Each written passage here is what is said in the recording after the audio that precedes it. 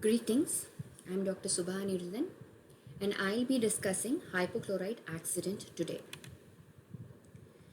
Any event in which the sodium hypochlorite is expressed beyond the apex of a tooth may potentially lead to hypochlorite accident. In this case, the patient may immediately or after some time manifest severe pain, swelling, and profuse bleeding. Now let us see how sodium hypochlorite accident occurs. As we know, it is a cytotoxic agent, and when it is extruded beyond the apex, it results in hemolysis ulceration of the vital tissue in the periapical region. The hypochlorite also affects vascular permeability by either direct damage to the blood vessels or by release of chemical mediators. As a result, there may be interstitial hemorrhage, resulting in spontaneous swelling and bleeding. Now, how can sodium hypochlorite get injected beyond the apex?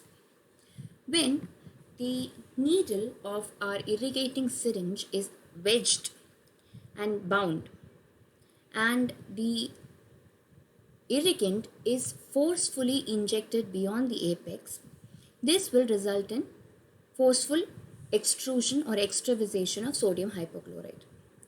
In certain cases where the apical foramen is not closed or is large or there is apical resorption, in these cases also there is a high chance of extrusion of sodium hypochlorite.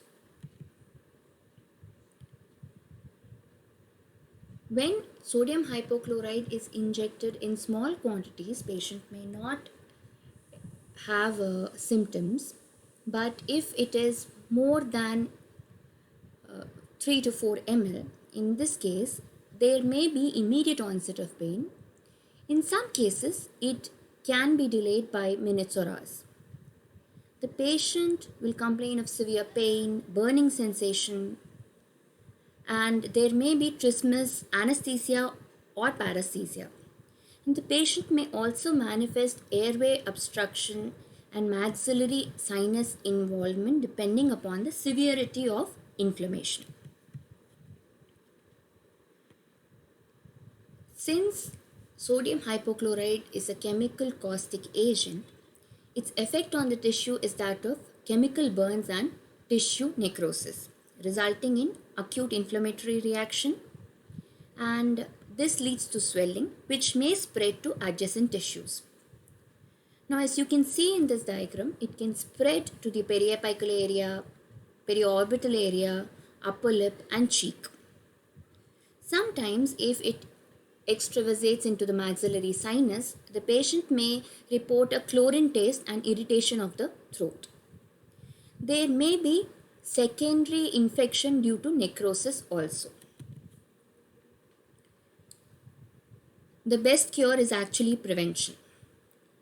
So, if we can't prevent sodium hypochlorite accident and if it has extravasated accidentally, we must prevent further spread by immediately aspirating the tissue through the canal via an empty syringe and then give copious irrigation of normal saline.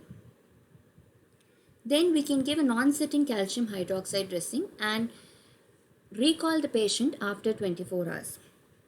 During this time, we can give analgesics to relieve the pain, and if we suspect necrosis, in that case, we must give antibiotics to prevent secondary infection.